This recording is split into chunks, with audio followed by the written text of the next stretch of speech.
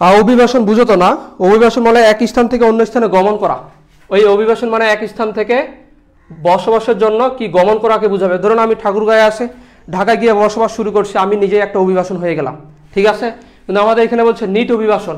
তাহলে নিট অভিবাসনের সংজ্ঞা কি বলছে? কোনো নির্দিষ্ট অঞ্চলের মোট আগমন ও নির্গমনের পার্থক্যটাই হচ্ছে নিট অভিবাসন। আমি আবার বলতেছি, কোনো নির্দিষ্ট অঞ্চলের মোট আগমন এবং নির্গমনের পার্থক্যটা হচ্ছে নিট অভিবাসন। বুঝা গেছে? তাহলে সূত্র কি? I minus E divided by P into হচ্ছে 1000। এটাই সূত্র নিট অভিবাসনে, I minus E divided by P into হচ্ছে 1000। এইখানে I ফর হচ্ছে ইন মাইগ্রেশন, ইন মানে কি? প্রিপোজিশন। ইন মানে ভিতরে, মাইগ্রেশন মানে কি? অভিবাসন। তাহলে মানে এটাকে আগমনটাকে বোঝাচ্ছে। আর ই ফর হচ্ছে আউট মাইগ্রেশন। প্রিপোজিশন আউট মানে কি? বাহির, মাইগ্রেশন মানে অভিবাসন। তাহলে মানে এটা বহির্গমনটাকে বোঝাচ্ছে। যদিও প্রথম ওয়ার্ড এখানে ও দেওয়া আছে, কিন্তু প্রকাশ করা হয় ই দিয়ে, ঠিক আছে। যে কোনো একটা দিয়ে। ইমিগ্রেশন মাইগ্রেশন একই জিনিস, সমস্যা নাই। বলছে ফাতেমা আক্তার বলছে যে বি আর এর জায়গায় যদি সি বি আর দেওয়া যাবে, সমস্যা নাই। সি বি আর বি আর একই জিনিস, দিতে পারবা, কোনো সমস্যা নাই। উম্মে কুলসুম, ইমিগ্রেশন মাইগ্রেশন একই জিনিস, দুইটা মানেই অভিবাসনকে বুঝাবে, ঠিক আছে। তাহলে সূত্র হচ্ছে I minus E divided by P into 1000। I মানে ইন মাইগ্রেশন মানে আগমন, ই ফর হচ্ছে আউট মাইগ্রেশন মানে বহির্গমন, পি ফর পপুলেশন মানে জনসংখ্যা। এটা তুমি একটু আগে লিখছো, এটা লেখার দরকার নাই। একটা উদাহরণ দেই।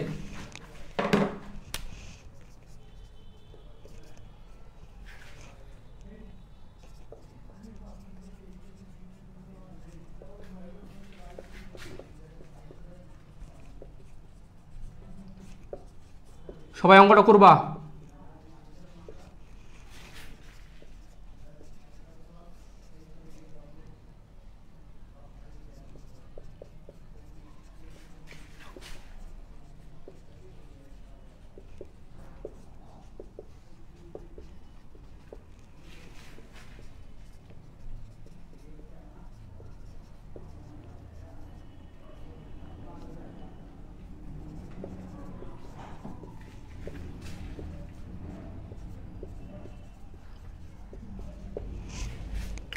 সবাই অঙ্কটা একটু করে দেখাবা আমাকে।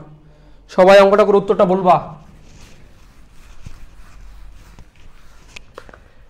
এখান থেকে প্রশ্ন বলবে উদ্দীপক হতে নিট অভিবাসন হার নির্ণয় করা।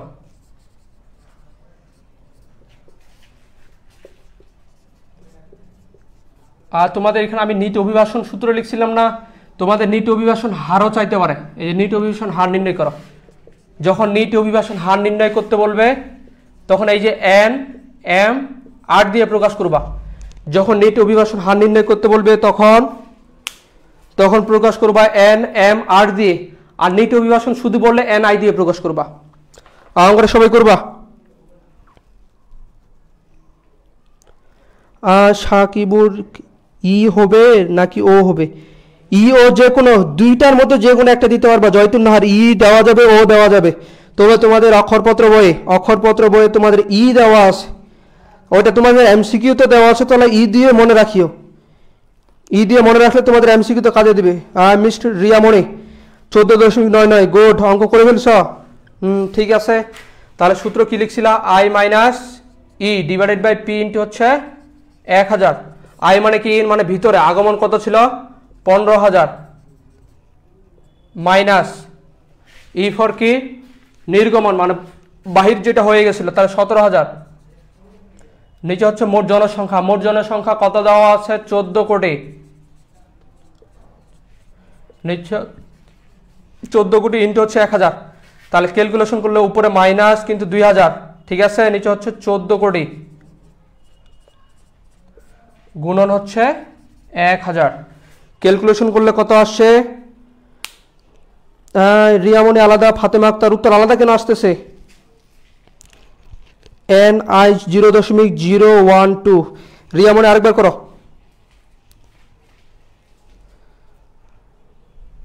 তাহলে 2000-এর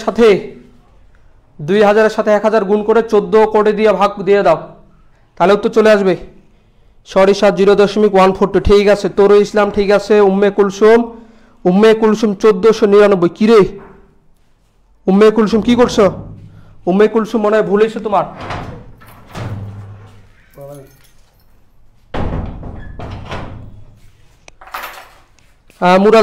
মুরাদাবির মাইনাস